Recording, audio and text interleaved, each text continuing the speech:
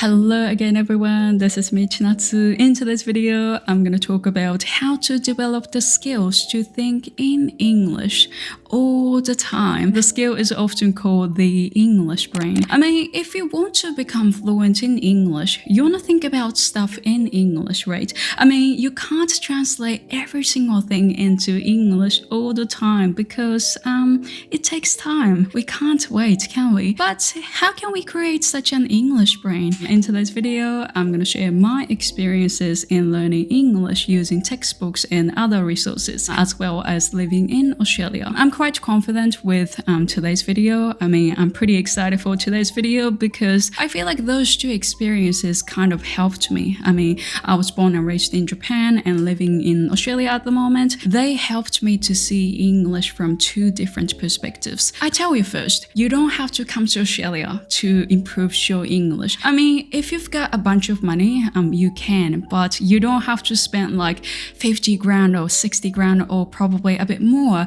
to improve your English. It's not necessary. You can do that in Japan as well. You don't have to study overseas just to improve your English. Anyway, I hope you guys enjoy this video. As always, if you've got any questions, comments, leave it down below. I would love to hear what you have to say. Alright, without further ado, let's get right into it. Alright, before we dive into discussing the concept of the English brain, there is one thing that I want to talk about. I mean, I've got an important point to make. And this is quite important, so I don't want you to skip this part. Please don't do that. I think the main goal for most of you guys who are watching this video is to become fluent in English, especially speaking English. So you want to speak English, you want to be able to understand English around you, right? There's nothing wrong with it, and I think it's just great. I mean, it's fun. Or you can watch movies without any help, or you can communicate with people, right? It's just amazing. But here's my question. What do you want to talk about in English? What do you want to do with your language skills? I know, right? There are serious questions. Do you want to make friends, such as engaging in conversation with someone that you have never met? Do you want to make a new business contract with a foreign company? Before you start into the journey of speaking English, I think you want to think about what you can actually want to say in English. This is actually a misconception that I had when I was younger. One thing that I realized when I came to Australia was that even before the question of whether I understood English or not, I didn't know what to talk about. I didn't know how to start a conversation. What's my favorite thing about Japan? Like food. Why did I come to Australia? Australia is such a beautiful country, and let's say that is my new friend from Korea. We met at language exchange. I would go, okay, you're from Korea, right? That's so cool. So cool. So how did I even start a banter at the shop? We can all master some phrases such as I'm a student, I'm from Japan, I study, or I go to school every day, or something like that. But what's actually challenging is expressing your thoughts in English, expressing your opinions, expressing your feelings. Before we translate everything into English, do you even have your opinions in Japanese? What I want to recommend you guys to do is, before worrying about, when do I become fluent in English, or when can we become bilingual or something like that, you want to have your own opinions. You want to have your own say. Start from today. You read the newspapers or something, or you read an article online and try to have your opinion. Actually, here's the reason why I wanted to tell you beforehand. I mean, this story before I talk about the English brain. English and Japanese, they are quite different, right? Grammar and vocabulary and like everything, right? I think the culture itself is quite different. In Japan, we are not supposed to have a strong say. I mean, let's say you are standing in front of people, and if you say something strong, people would go like, oh, she's a bit annoying. I mean, oh, she's too like too much. Or in non-casual conversation, we often use roundabout language because we don't want to say something straightforward. But in English, I think it's part of it. I mean, that's part of the language that you have to express your feeling or opinions clearly, straightforward. So that's another thing that we often forget. I mean, when we want to improve our language skills, we all go like, oh, grammar and vocabulary and something like that. But the most important thing is we have to have our say, and then we translate and we just let it out in a specific language, right? So if you're struggling with English right now, probably it's because you don't know what to say, like what to say, not how to say. So again, what I recommend you guys to do now is everything you see, I mean, news or just like a random thing, like you want to have your own opinion and try to express it. It doesn't have to be in English, but you can do it in Japanese. Okay, it was a long story.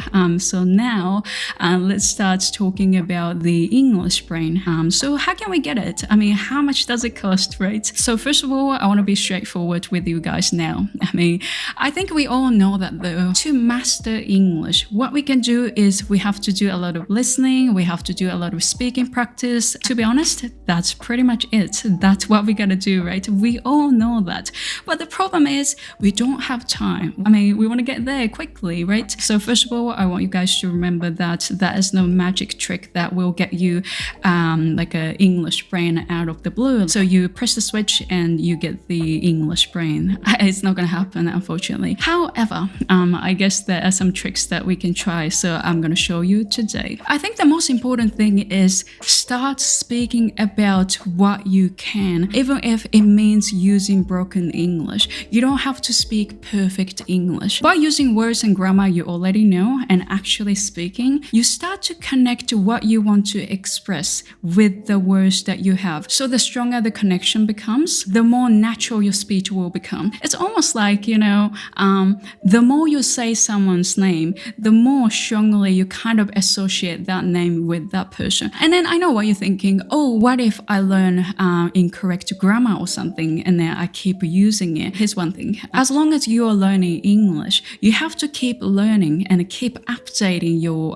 grammar and vocabulary. I think as you learn, I think you will get like uncomfortable with wrong grammar. So I think naturally you can fix it. What I want to tell you is if you wait until you've mastered 100% of grammar, you will never become fluent in English. It's not going to happen. Nobody can actually achieve it. I just want you to try. I just want you to give it a shot. So the more you say, the more you remember. So whatever you've got in your brain as like a grammar skill or vocabulary or something, if you say it, you can connect to that words. You can connect to the grammar, and then they just pile up in your head. Whatever you have got, just say it. Don't wait until you feel like you mastered English, because it's not gonna come like forever. Now, actually, I don't like the idea of waiting for the time that we can speak English. Like, we actually can. If you decide you speak English, actually, you can speak English. I know it's cheeky, but it's so true. I feel like a lot of people are actually waiting for the moment that like you achieve a high score or something in an exam, and then they tell you that, hey, your English is impeccable. Nobody actually is gonna tell you that, hey, you're good to go. You have to start it right now. So as I said before, the most important thing is if you learn something, just say it. If you've got something in your head, say it. That actually helps you achieve an English brain. As I said before, if you say it, it connects, it stores in your brain, and it starts kind of getting like a routine. It's gonna be easier for you to say it next time. Which means if you don't say it, then that moment is not gonna come forever. So that's the reason why in my videos, I always tell you guys that whatever you've got, just use it. Whatever your English level is, you can do it. And in the sense, you don't have to move overseas. Like, you can do it by starting talking to yourself or writing a diary. Or if you can find a friend online or something who can practice English with, just use it. Don't make an excuse. Don't wait. Don't wait, please, guys. So again, my tip is whatever you've got in your brains, just try to say it in English. This small step, just each word, each grammar technique, or whatever that is, they pile up. Each word you say, each grammar you use, they start connecting each other in your brain. That is English brain. Give it a go. Try it from now. Thank you for watching this video, guys. I hope you guys enjoyed it. If you enjoyed it, please give me a thumbs up. If you've got any questions, comments, as always, just feel free to leave it down below. If you haven't subscribed to my channel yet, you're more than welcome to as well. All right, see you in the next video, guys.